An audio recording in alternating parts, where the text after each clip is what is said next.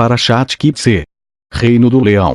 Deuteronômio 21:10-23, NVI-PT, o casamento com uma prisioneira. Quando vocês guerrearem contra os seus inimigos e o Senhor, o seu Deus, os entregar em suas mãos e vocês fizerem prisioneiros, um de vocês poderá ver entre eles uma mulher muito bonita, agradar-se dela e tomá-la como esposa. Leve-a para casa. Ela rapará a cabeça, cortará as unhas e se desfará das roupas que estava usando quando foi capturada. Ficará em casa e pranteará seu pai e sua mãe um mês inteiro. Depois você poderá chegar-se a ela e tornar-se o seu marido, e ela será sua mulher. Se você já não se agradar dela, deixe-a ir para onde quiser, mas não poderá vendê-la nem tratá-la como escrava, pois você a desonrou. O direito do filho mais velho. Se um homem tiver duas mulheres e preferir uma delas, e ambas lhe derem filhos, e o filho mais velho for filho da mulher que ele não prefere, quando der a herança de sua propriedade aos filhos, não poderá dar os direitos do filho mais velho ao filho da mulher preferida, se o filho da mulher que ele não prefere for de fato o mais velho. Ele terá que reconhecer como primogênito o filho da mulher que ele não prefere, dando-lhe porção dupla de tudo o que possui. Aquele filho é o primeiro sinal da força de seu pai e o direito do filho mais velho lhe pertence. O castigo dos filhos rebeldes. Se um homem tiver um filho obstinado e rebelde que não obedece ao seu pai nem à sua mãe e não os escuta quando o disciplinam, o pai e a mãe o levarão aos líderes da sua comunidade, à porta da cidade, e dirão aos líderes: este nosso filho é obstinado e rebelde. Não nos obedece. É devasso e vive bêbado. Então todos os homens da cidade o apedrejarão até a morte. Eliminem o mal do meio de vocês. Todo Israel saberá disso e temerá. Diversas leis. Se um homem culpado de um crime que merece a morte for morto e pendurado no madeiro, não deixem o corpo no madeiro durante a noite. Enterrem-no naquele mesmo dia, porque qualquer que for pendurado no madeiro está debaixo da maldição de Deus. Não contaminem a terra que o Senhor, o seu Deus, lhes dá por herança. Deuteronômio 22, NVI-PT, 22. Se o boi ou a ovelha de um israelita se extraviar e você ouvir, não ignore o fato, mas faça questão de levar o animal de volta ao dono. Se este não morar perto de você ou se você não o conhecer, leve o animal para casa e fique com ele até que o seu compatriota venha procurá-lo e você possa devolvê-lo.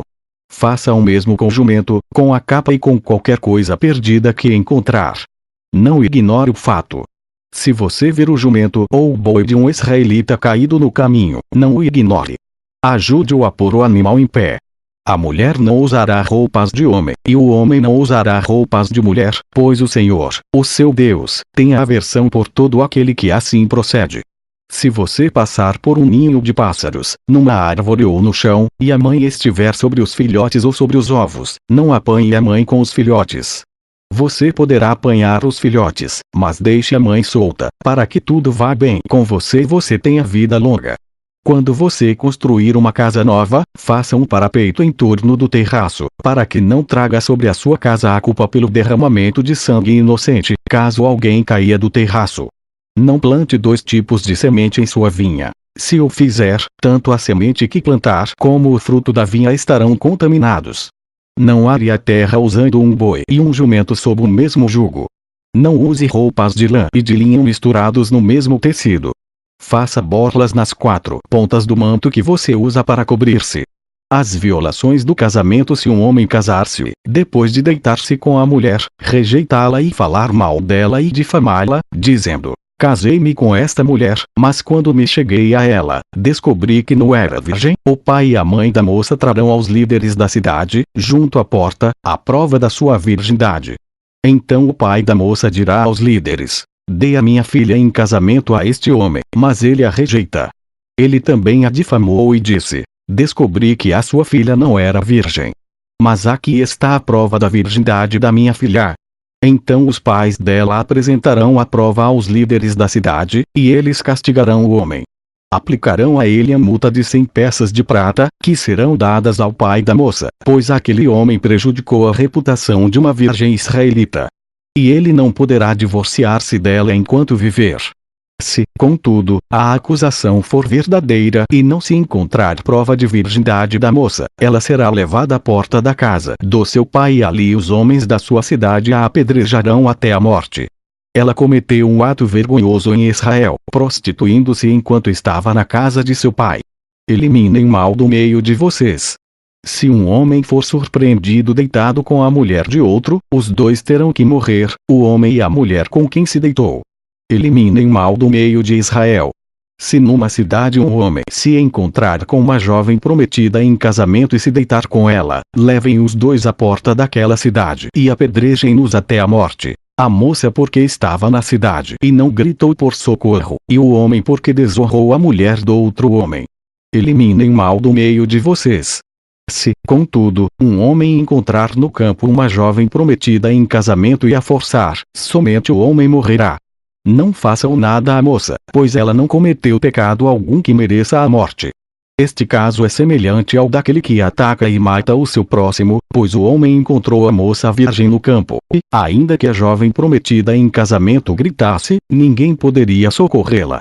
Se um homem se encontrar com uma moça sem compromisso de casamento e a violentar, e eles forem descobertos, ele pagará ao pai da moça 50 peças de prata e terá que casar-se com a moça, pois a violentou. Jamais poderá divorciar-se dela. Nenhum homem poderá tomar por mulher a mulher do seu pai, pois isso desonraria a cama de seu pai. Deuteronômio 23, NVI-PT, os casos de exclusão da Assembleia 23. Qualquer que tenha os testículos esmagados ou tenha amputado um membro viril, não poderá entrar na Assembleia do Senhor. Quem nasceu de união ilícita não poderá entrar na Assembleia do Senhor, como também os seus descendentes, até a 10ª geração. Nenhum amonita ou moabita ou qualquer dos seus descendentes, até a 10ª geração, poderá entrar na Assembleia do Senhor.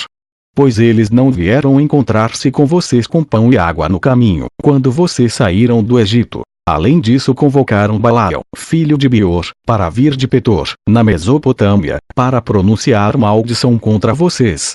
No entanto, o Senhor, o seu Deus, não atendeu Balaão, e transformou a maldição em bênção para vocês, pois o Senhor, o seu Deus, os ama. Não façam um tratado de amizade com eles enquanto vocês viverem. Não rejeitem o Edomita, pois ele é seu irmão. Também não rejeitem o egípcio, pois vocês viveram como estrangeiros na terra deles.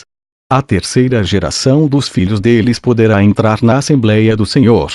A pureza do acampamento quando estiverem acampados, em guerra contra os seus inimigos, mantenham-se afastados de todas as coisas impuras. Se um de seus homens estiver impuro devido à poluição noturna, ele terá que sair do acampamento. Mas ao entardecer ele se lavará, e ao pôr do sol poderá voltar ao acampamento. Determinem um local fora do acampamento onde se possa evacuar. Como parte do seu equipamento, tenham algo com que cavar, e quando evacuarem, façam um buraco e cubram as fezes. Pois o Senhor, o seu Deus, anda pelo seu acampamento para protegê-los e entregar-lhes os seus inimigos. O acampamento terá que ser santo, para que ele não veja no meio de vocês alguma coisa desagradável e se afaste de vocês. Diversas leis: se um escravo refugiar-se entre vocês, não o entreguem nas mãos do seu senhor. Deixem-no viver no meio de vocês pelo tempo que ele desejar em qualquer cidade que ele escolher. Não o oprimam. Nenhum israelita, homem ou mulher, poderá tornar-se prostituto cultual. Não tragam ao santuário do Senhor, o seu Deus, os ganhos de uma prostituta ou de um prostituto, a fim de pagar algum voto, pois o Senhor, o seu Deus, por ambos tem repugnância. Não cobrem juros de um israelita, por dinheiro, alimento, ou qualquer outra coisa que possa render juros. Vocês poderão cobrar juros do estrangeiro, mas não do seu irmão israelita, para que o Senhor, o seu Deus, os abençoe em tudo que vocês fizerem na terra em que estão entrando para dela tomar posse. Se um de vocês fizer um voto ao Senhor, o seu Deus, não demore a cumpri-lo, pois o Senhor, o seu Deus, certamente lhe pedirá contas, e você será culpado de pecado se não o cumprir. Mas se você não fizer o voto, de nada será culpado. Faça tudo para cumprir o que os seus lábios prometeram, pois com a sua própria boca você fez, espontaneamente, o seu voto ao Senhor, o seu Deus. Se vocês entrarem na vinha do seu próximo, poderão comer as uvas que desejarem, mas nada poderão levar em sua cesta. Se entrarem na plantação de trigo do seu próximo, poderão apanhar espigas com as mãos, mas nunca usem foice para ceifar o trigo do seu próximo. Deuteronômio 24, NVI-PT, 24. Se um homem casar-se com uma mulher e depois não a quiser, mas por encontrar nela algo que ele reprova, dará certidão de divórcio à mulher e a mandará embora. Se, depois de sair da casa, ela se tornar mulher de outro homem, e este não gostar mais dela, lhe dará certidão de divórcio, e a mandará embora. Ou se o segundo marido morrer, o primeiro, que se divorciou dela, não poderá casar-se com ela de novo, visto que ela foi contaminada. Seria detestável para o Senhor. Não tragam pecado sobre a terra que o Senhor, o seu Deus, lhes dá por herança. Se um homem tiver se casado recentemente, não será enviado à guerra, nem assumirá nenhum compromisso público. Durante um ano estará livre para ficar em casa e fazer feliz a mulher com quem se casou. Não tomem as duas pedras de moinho, nem mesmo apenas a pedra de cima, como garantia de uma dívida, pois isso seria tomar como garantia um meio de subsistência do devedor. Se um homem for pego sequestrando um dos seus irmãos israelitas, tratando-o como escravo ou vendendo-o, o sequestrador terá que morrer. Eliminem o mal do meio de vocês. Nos casos de doenças de lepra, tenham todo o cuidado de seguir exatamente as instruções dos sacerdotes levitas. Sigam cuidadosamente o que eu ordenei a eles. Lembrem-se do que o Senhor, o seu Deus, fez com Miriam no caminho, depois que vocês saíram do Egito. Quando um de vocês fizer um empréstimo de qualquer tipo ao seu próximo, não entre na casa dele para apanhar o que ele lhe oferecer como penhor. Fique do lado de fora e deixe que o homem, a quem você está fazendo o empréstimo, traga a você o penhor. Se o homem for pobre, não vá dormir tendo com você o penhor. Devolva-lhe o manto ao pôr do sol, para que ele possa usá-lo para dormir, e lhe seja grato. Isso será considerado um ato de justiça pelo Senhor, o seu Deus. Não se aproveitem do pobre e necessitado, seja ele um irmão israelita ou um estrangeiro que viva numa das suas cidades. Paguem-lhe o seu salário diariamente, antes do pôr do sol, pois ele é necessitado e depende disso. Senão, ele poderá clamar ao Senhor contra você, e você será culpado de pecado. Os pais não serão mortos em lugar dos filhos, nem os filhos em lugar dos pais. Cada um morrerá pelo seu próprio pecado. Não neguem justiça ao estrangeiro e ao órfão, nem tomem como penhor o manto de uma viúva. Lembrem-se de que vocês foram escravos no Egito e de que o Senhor, o seu Deus, os libertou. Por isso lhes ordeno que façam tudo isso. Quando vocês estiverem fazendo a colheita de sua lavoura e deixarem um feixe de trigo para trás, não voltem para apanhá-lo. Deixem-no para o estrangeiro, para o órfão e para a viúva, para que o Senhor, o seu Deus, os abençoe em todo o trabalho das suas mãos. Quando sacudirem as azeitonas das suas oliveiras, não voltem para colher o que ficar nos ramos. Deixem o que sobrar para o estrangeiro, para o órfão e para a viúva. E quando colherem as uvas da sua vinha, não passem de novo por ela. Deixem o que sobrar para o estrangeiro, para o órfão e para a viúva. Lembrem-se de que vocês foram escravos no Egito, por isso lhes ordeno que façam tudo isso. Deuteronômio 25, NVI-PT, 25. Quando dois homens se envolverem numa briga, terão que levar a causa ao tribunal, e os juízes decidirão a questão, absolvendo o inocente e condenando o culpado. Se o culpado merecer açoitamento, o juiz ordenará que ele se deite e seja açoitado em sua presença com o número de açoites que o seu crime merecer, desde que nunca ultrapasse 40 açoites. Açoitá-lo além disso seria humilhar publicamente um israelita. Não amordaçem o boi enquanto está debulhando o cereal. Se dois irmãos morarem juntos, e um deles morrer sem deixar filhos, a sua viúva não se casará com alguém de fora da família. O irmão do marido se casará com ela e cumprirá com ela o dever de cunhado. O primeiro filho que ela tiver levará o nome do irmão falecido, para que o seu nome não seja apagado de Israel.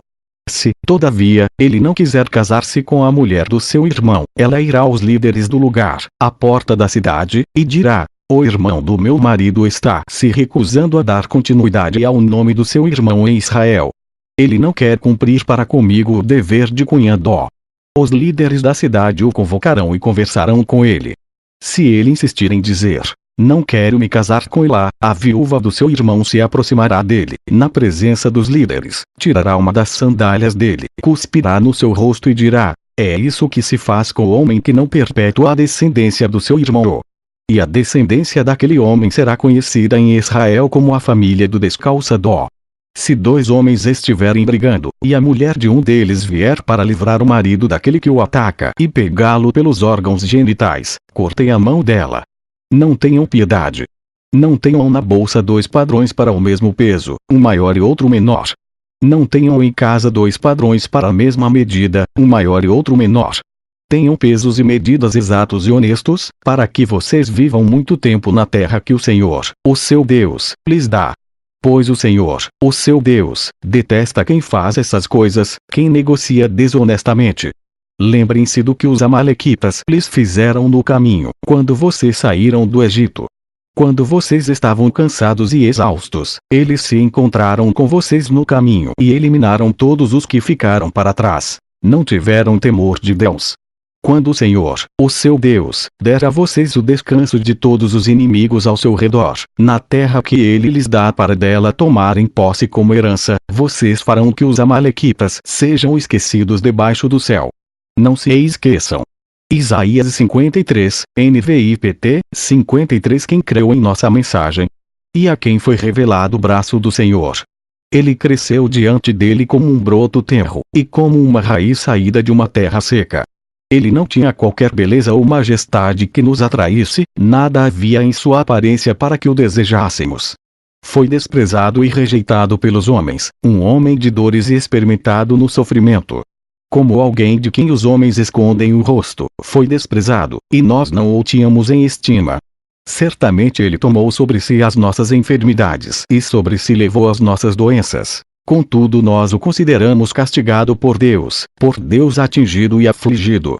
Mas ele foi transpassado por causa das nossas transgressões, foi esmagado por causa de nossas iniquidades. O castigo que nos trouxe paz estava sobre ele, e pelas suas feridas fomos curados. Todos nós, tal qual ovelhas, nos desviamos, cada um de nós se voltou para o seu próprio caminho, e o Senhor fez cair sobre ele a iniquidade de todos nós. Ele foi oprimido e afligido, e, contudo, não abriu a sua boca. Como um cordeiro foi levado para o matadouro, e como uma ovelha que diante de seus tosqueadores fica calada, ele não abriu a sua boca. Com julgamento opressivo ele foi levado. E quem pode falar dos seus descendentes? Pois ele foi eliminado da terra dos viventes. Por causa da transgressão do meu povo ele foi golpeado. Foi-lhe dado um túmulo com os ímpios, e com os ricos em sua morte, embora não tivesse cometido nenhuma violência, nem houvesse nenhuma mentira em sua boca. Contudo, foi da vontade do Senhor esmagá-lo e fazê-lo sofrer, e, embora o Senhor tenha feito da vida dele uma oferta pela culpa, ele verá sua prole e prolongará seus dias, e a vontade do Senhor prosperará em sua mão. Depois do sofrimento de sua alma, ele verá a luz e ficará satisfeito. Pelo seu conhecimento o meu servo justo justificará a muitos, e levará a iniquidade deles. Por isso eu lhe darei uma porção entre os grandes, e ele dividirá os despojos com os fortes, porquanto ele derramou sua vida até a morte, e foi contado entre os transgressores. Pois ele levou o pecado de muitos, e pelos transgressores intercedeu. Isaías 54, 10, NVI-PT, a futura glória de Sião 54. Cante, ó estéril, você que nunca teve um filho, e rompa em canto, grite de alegria, você que nunca esteve em trabalho de parto, porque mais são os filhos da mulher abandonada do que os daquela que tem marido, diz o Senhor. Alargue o lugar de sua tenda, estenda bem as cortinas de sua tenda, não o impeça, estique suas cordas, firme suas estacas. Pois você se estenderá para a direita e para a esquerda, seus descendentes desapossarão nações e se instalarão em suas cidades abandonadas. Não tenha medo, você não sofrerá vergonha. Não tema o constrangimento, você não será humilhada. Você esquecerá a vergonha de sua juventude e não se lembrará mais da humilhação de sua viuvez. Pois o seu Criador é o seu marido, o Senhor dos Exércitos é o seu nome, o Santo de Israel é seu Redentor. Ele é chamado Deus de toda a terra. O Senhor chamará você de volta como se você fosse uma mulher abandonada e aflita de espírito, uma mulher que se casou nova apenas para ser rejeitada, diz o seu Deus. Por um breve instante eu a abandonei, mas com profunda compaixão eu a trarei de volta. No impulso da indignação escondi de você por um instante o meu rosto, mas com bondade eterna terei compaixão de você, diz o Senhor, o seu Redentor. Para mim isso é como os dias de Noé, quando jurei que as águas de Noé nunca mais tornariam a cobrir a terra. De modo que agora jurei não ficar irado contra você, nem tornar a repreendi-la. Embora os montes sejam sacudidos e as colinas sejam removidas, ainda assim a minha fidelidade para com você não será abalada, nem será removida a minha aliança de paz, diz o Senhor, que tem compaixão de você. Mateus 5:31, 32, NVI-PT, o divórcio foi dito. Aquele que se divorciar de sua mulher deverá dar-lhe certidão de divórcio. Mas eu lhes digo que todo aquele que se divorciar de sua mulher, exceto por imoralidade sexual, faz que ela se torne adúltera, e quem se casar com a mulher divorciada estará cometendo adultério. Mateus 19:3, 12, NVI-PT, alguns fariseus aproximaram-se dele para pô-lo à prova. E perguntaram-lhe: é permitido ao homem divorciar-se de sua mulher por qualquer motivo? Ele respondeu: vocês não leram que, no princípio, o Criador os fez homem e mulher e disse: por essa razão, o homem deixará pai e mãe e se unirá à sua mulher, e os dois se tornarão uma só carne. Assim, eles já não são dois, mas sim uma só carne. Portanto, o que Deus uniu, ninguém separe. Perguntaram eles: então, por que Moisés mandou dar uma certidão de divórcio à mulher e mandá-la embora? Jesus respondeu: Moisés permitiu que vocês se divorciassem de suas mulheres por causa da dureza de coração de vocês. Mas não foi assim desde o princípio. Eu lhes digo que todo aquele que se divorciar de sua mulher, exceto por imoralidade sexual, e se casar com outra mulher, estará cometendo adultério. Os discípulos lhe disseram: se esta é a situação entre o homem e sua mulher, é melhor não casar. Jesus respondeu: nem todos têm condições de aceitar esta palavra, somente aqueles a quem isso é dado. Alguns são eunucos porque nasceram assim, outros foram feitos assim pelos homens, outros ainda se fizeram eunucos por causa do reino dos céus. Quem puder aceitar isso, aceite. Mateus 22:23, 32, NVI-PT, a realidade da ressurreição naquele mesmo dia. Os saduceus, que dizem que não há ressurreição, aproximaram-se dele com a seguinte questão: Mestre, Moisés disse que se um homem morrer sem deixar filhos, seu irmão deverá casar-se com a viúva e dar-lhe descendência. Entre nós havia 7 irmãos. O primeiro casou-se e morreu. Como não teve filhos, deixou a mulher para seu irmão. A mesma coisa aconteceu com o segundo, com o terceiro, até o 7º. Finalmente, depois de todos, morreu a mulher. Pois bem, na ressurreição, de qual dos 7 ela será esposa, visto que todos foram casados com ela? Jesus respondeu: vocês estão enganados porque não conhecem as Escrituras nem o poder de Deus. Na ressurreição, as pessoas não se casam nem são dadas em casamento, mas são como os anjos no céu. E quanto à ressurreição dos mortos, vocês não leram o que Deus lhes disse: eu sou o Deus de Abraão, o Deus de Isaque e o Deus de Jacó. Ele não é Deus de mortos, mas de vivos. Marcos 10, 2, 12, NVI-PT, alguns fariseus aproximaram-se dele para pô-lo à prova, perguntando: é permitido ao homem divorciar-se de sua mulher? O que Moisés lhes ordenou? Perguntou ele. Eles disseram: Moisés permitiu que o homem lhe desse uma certidão de divórcio e a mandasse embora. Respondeu Jesus: Moisés escreveu essa lei por causa da dureza de coração de vocês. Mas no princípio da criação Deus os fez homem e mulher. Por esta razão, o homem deixará pai e mãe e se unirá à sua mulher, e os dois se tornarão uma só carne. Assim, eles já não são dois, mas sim uma só carne. Portanto, o que Deus uniu, ninguém o separe. Quando estava em casa novamente, os discípulos interrogaram Jesus sobre o mesmo assunto. Ele respondeu: todo aquele que se divorciar de sua mulher e se casar com outra mulher, estará cometendo adultério contra ela. E se ela se divorciar de seu marido e se casar com outro homem, estará cometendo adultério. Marcos 12:18, 27, NVI-PT, a realidade da ressurreição. Depois os saduceus, que dizem que não há ressurreição, aproximaram-se dele com a seguinte questão: Mestre, Moisés nos deixou escrito que, se um homem morrer e deixar mulher sem filhos, seu irmão deverá casar-se com a viúva e ter filhos para seu irmão. Havia 7 irmãos. O primeiro casou-se e morreu sem deixar filhos. O segundo casou-se com a viúva, mas também morreu sem deixar filhos. O mesmo aconteceu com o terceiro. Nenhum dos 7 deixou filhos.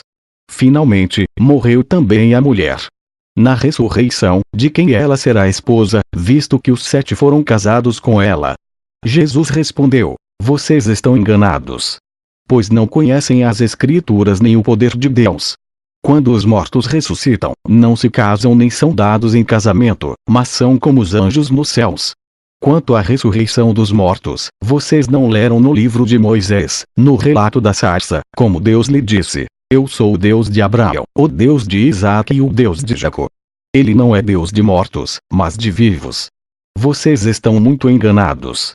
Lucas 20:27, 38, NVI-PT, a realidade da ressurreição. Alguns dos saduceus, que dizem que não há ressurreição, aproximaram-se de Jesus com a seguinte questão: Mestre, disseram eles, Moisés nos deixou escrito que, se o irmão de um homem morrer e deixar a mulher sem filhos, este deverá casar-se com a viúva e ter filhos para seu irmão.